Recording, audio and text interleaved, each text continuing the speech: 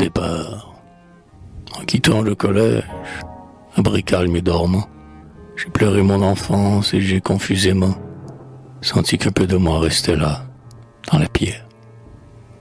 L'habitude est si douce au cœur, si familière, et j'avais dès longtemps pris celle de m'asseoir dans la salle d'études, après les jeux, le soir, d'écrire, de rêver, les mains contre les tempes, et de lire aux clartés amicales des lampes.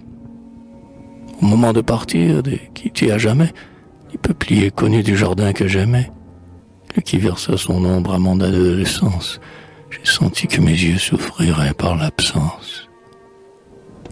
Et j'ai tout revécu.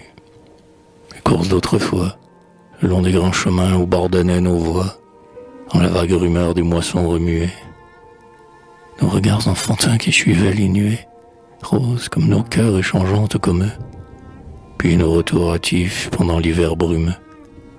Par le lointain faubourg où la mélancolie des orgues se fondait dans celle de la pluie, et nos calmes sommeils fleuris de rêves blancs, parmi les dortoirs où les rideaux tremblants avaient une envergure et des frissons de voile.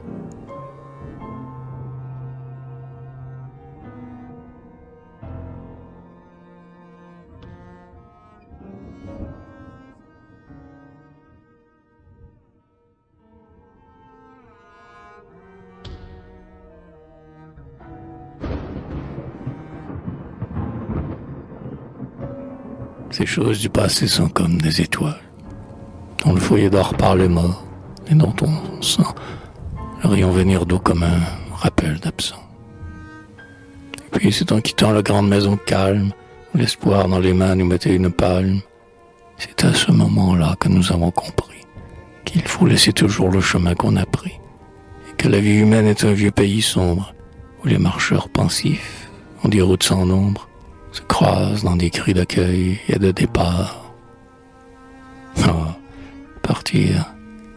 Partir seul, s'en aller autre part, sous des arbres nouveaux qu'il faudra longtemps suivre, et tout abandonner, recommencer à vivre.